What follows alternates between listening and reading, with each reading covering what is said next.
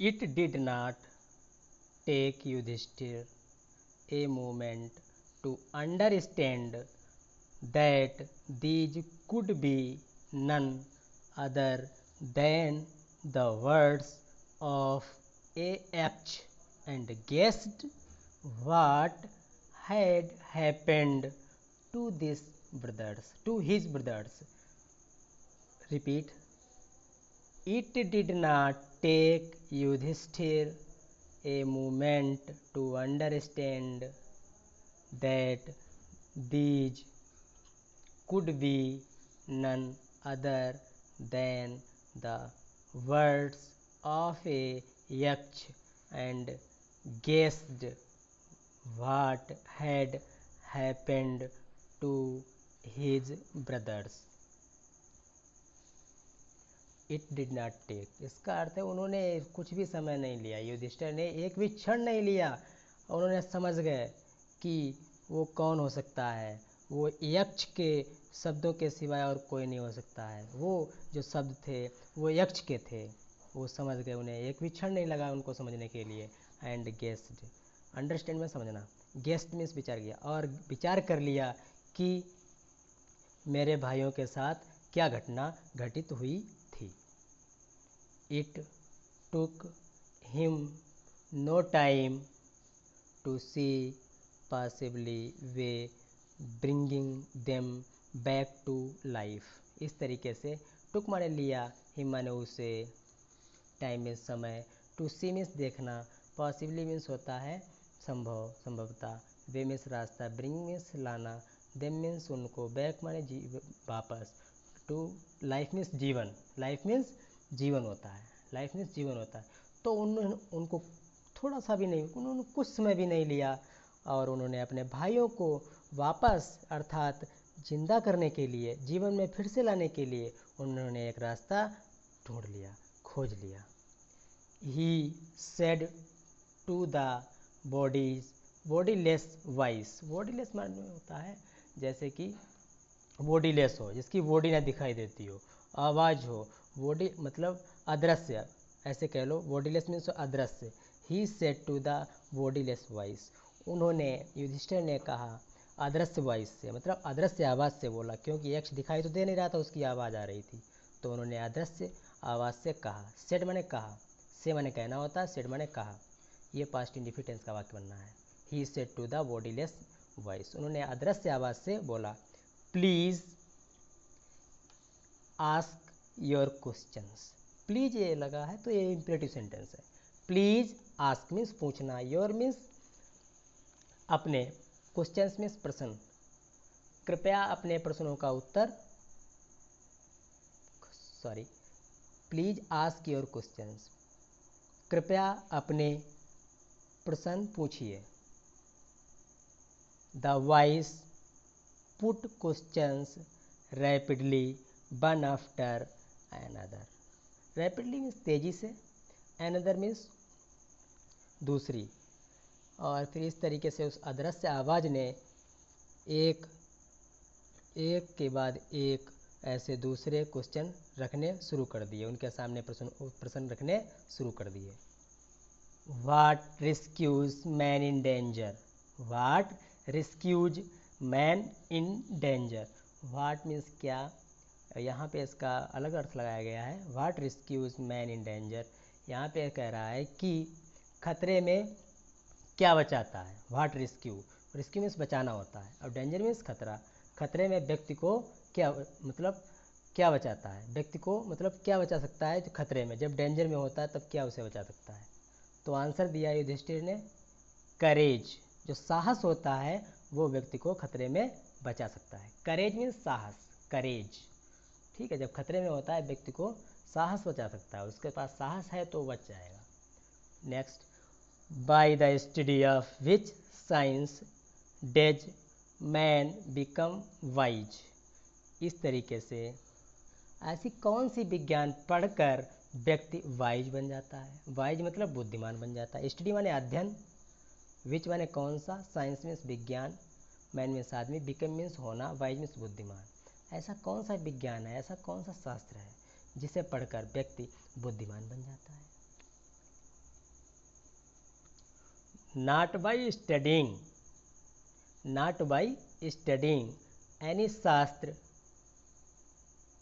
does man become wise।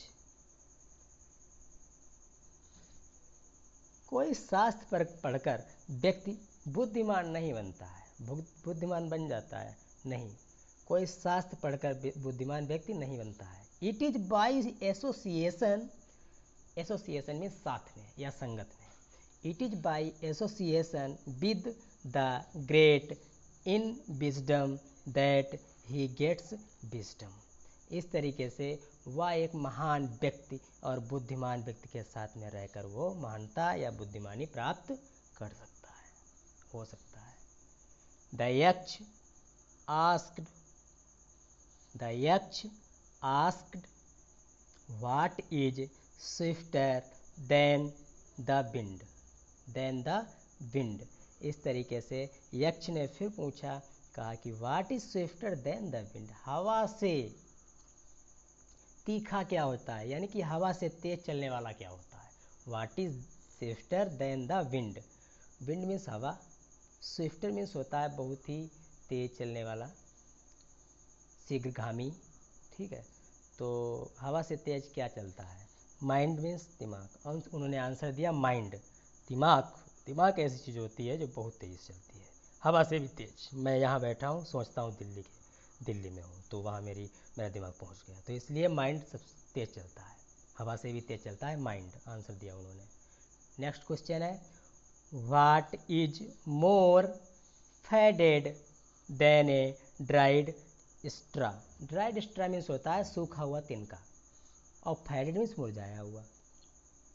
मतलब यहाँ पे कह रहा है कि सूखे हुए तिनके से क्या अधिक मुरझाया हुआ होता है, मतलब सूखे हुए तिनके से क्या मुरझाया हुआ होता है, उससे भी अधिक क्या मुरझाया हुआ होता है। सूखा हुआ तिनका जो होता है उससे अधिक ऐसा क्या है जो मुरझाया हुआ होता है। आंसर दिया, ए सारो स्ट्रिकन हार्ट, एक दुख से भरा हुआ हृदय, एक दुख से भरा हुआ हृदय या दुखी हृदय ऐसे कह लो। एक दुखी हृदय, परेशान हृदय जो होता है वो तिनके से अधिक मुरझाया हुआ होता है। Next question, what be friends a traveller.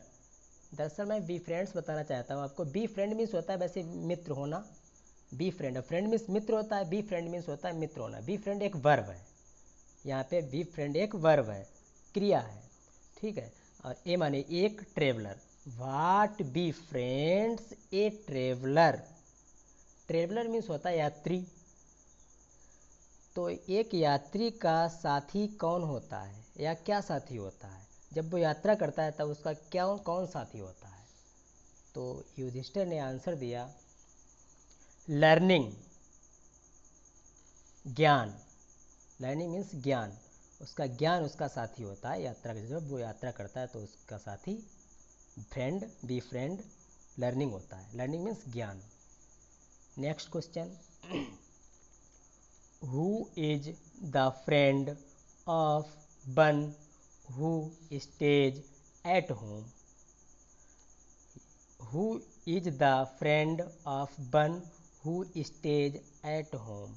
यहाँ पे ये कह रहा है, इसका अर्थ ये है कि घर पे जो व्यक्ति रहता है उस व्यक्ति का फ्रेंड कौन होता है, घर पे रहने वाले का फ्रेंड यानी कि मित्र कौन होता है। युधिष्ठिर जस्ट समझते हैं, आंसर देते हैं, द वाइफ, द वाइफ अर्थात पत्नी। नेक्स्ट क्वेश्चन,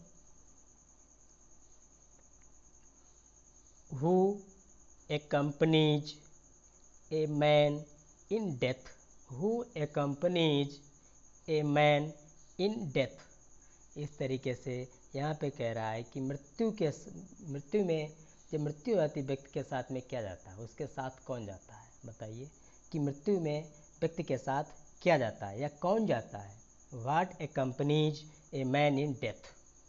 accompanies मीन्स होता है साथ जाता है, और डेथ मीन्स मृत्यु, मतलब एक व्यक्ति की मृत्यु में साथ क्या जाता है या साथ कौन जाता है। तो आंसर युधिष्ठिर ने दिया, धर्म। धर्म एक ऐसी चीज़ है जो उसके साथ मृत्यु में भी जाती है, यानी कि that alone accompanies the soul in its solitary journey after death। यहाँ पर यह बता रहा है कि एक अकेली आत्मा ही उसके साथ यात्रा मृत्यु के बाद करती है। Next question, which is the biggest vessel, which is the biggest vessel. अच्छा, सबसे बड़ा वेसल क्या है? वेसल मीन्स होता है बर्तन, वेसल मीन्स बर्तन, बिगेस्ट माने बड़ा और विच माने कौन सा, और द आर्टिकल है, is helping verb. Which is the biggest vessel, सबसे बड़ा बर्तन कौन सा है या सबसे बड़ा बर्तन क्या है? आंसर दिया युधिष्ठिर ने, the earth which contains all with in itself is the greatest vessel. Earth means Prithvi, which contains, contains माने रखना होता है, ऑल विद इन माने अंदर, इटसेल्फ माने स्वयं के, is the greatest vessel, greatest माने बड़ा, सबसे बड़ा, वेसल मीन्स बर्तन। पृथ्वी एक ऐसा बर्तन है जिसमें वो सब चीज़ों को रख लेता है, तो वही पृथ्वी ही सबसे बड़ा बर्तन है।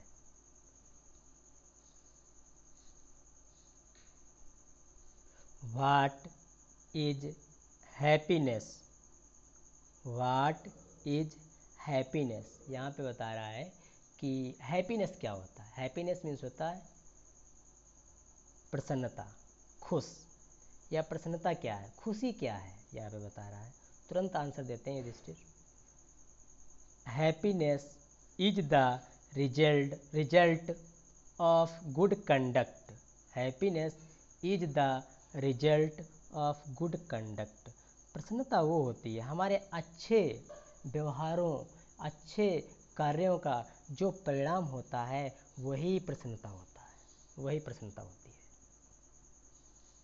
हैप्पीनेस मीन्स प्रसन्नता, कंडक्ट मीन्स व्यवहार, कार्य, रिजल्ट मीन्स परिणाम, रिजल्ट मीन्स परिणाम होता है। नेक्स्ट क्वेश्चन कर रहे हैं, what is that by giving up which man becomes loved by all, वो क्या है जिसे पढ़कर व्यक्ति, जिसे छोड़कर व्यक्ति सबका प्यारा हो जाता है। लव्ड माने प्यारा हो जाता है, चाहने लगते हैं, बिकम्स माने हो जाते हैं, मतलब यहाँ पे कह रहा वो क्या चीज़ है जिससे व्यक्ति जिसे छोड़ देने पर सबका प्यारा होता है, यानी कि सभी लोग उसे प्यार करने लगते हैं। ऐसा क्या है जिसे छोड़ने से? आंसर देते हैं, प्राइड, प्राइड, प्राइड मीन्स होता है घमंड, प्राइड मीन्स घमंड। For if man gives up being proud he will be loved by all, यदि व्यक्ति, प्राइड मतलब घमंड, घमंड करना छोड़ देता है तो वह सभी का प्यारा हो जाता है, यानी कि सभी लोग उसे प्यार करने लगते हैं। What is the loss which yields Joy and not सारो, सारो मीन्स दुख, Joy means Anand. What is the loss, वो क्या हानि है जिससे द्वारा हम जॉय प्राप्त करते हैं, अर्थात दुख नहीं। एंगर, एंगर मीन्स नाराज, एंगर, उसका आंसर है anger. If we give up, if we give up being angry, यदि हम नाराज होना छोड़ देते हैं, we will no longer be subject to sorrow, तो हम अधिक समय तक दुखी नहीं रहेंगे, प्रसन्न रहेंगे, दुखी नहीं रहेंगे। Next question,